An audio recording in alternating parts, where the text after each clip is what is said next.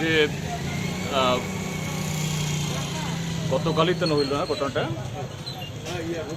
গত রোববারে যে রানীর বাজারে আমাদের পার্টির সমর্থক কয়েকজন একটা বাড়িতে এমনিতেই নিজেরা পাড়া প্রতিবেশীরা যেরকম বর্ষণ করতেছিলেন, এটা দেখেই বিজেপি দুর্বৃত্তরা হামলা চালিয়ে আমাদের 8 জন লোককে তারা গুরুতর আহত করেছে। তার মধ্যে একজন এখনও এখানে আছেন এই অর্থোপেডিক সেকশন ওয়ার্ডে।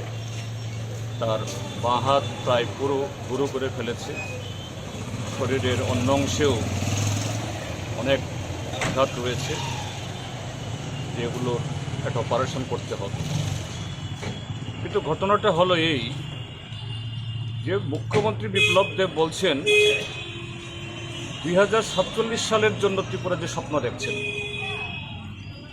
আগামী 2047-এর ত্রিপুরা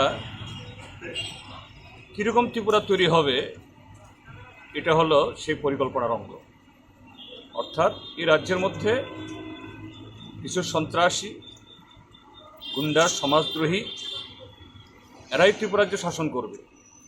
এদের কথায় উদ্বাস করতে হবে ত্রিপুরাজ্যের মধ্যে, নতুবা তারা স্বাধীনভাবে তাদের বাড়ি ঘরে থাকতে পারবেন না, তাদের আত্মীয় স্বজন প্রতিবেশীর সাথে মেলামেশা করতে পারবেন না।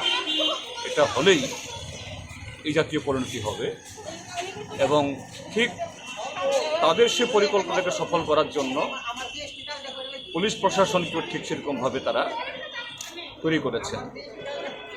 থানাকে জিজ্ঞেস করা হলে, মিডিয়ার লোকরা যখন জিজ্ঞেস করে বলেন আমাদের কাছে কোনো অভিযোগ নেই। অর্থাৎ এই ত্রিপুরাজ্যের মধ্যে কাউকে খুন করে ফেললেও যেহেতু গুন্ডাদের বিরুদ্ধে কোনো অ্যাকশন হয় না, পুলিশ কোনো অ্যাকশন নেবেন না, পুলিশ কোনো ব্যবস্থা গ্রহণ করবেন না, আইনের শাসন সেখানে সম্পূর্ণ নীরব থাকবে। এই হলো বিপ্লব দেব বিজেপির 2047-এর ত্রিপুরাজ্যের মিশন। আমি আজকে এখানে বলে যাচ্ছি এগুলি চলবে না, এগুলোর জবাব ইঞ্চিতে ইঞ্চিতে, এই জবাব আমরা দেব, ইঞ্চিতে ইঞ্চিতে আমরা জবাব দেব।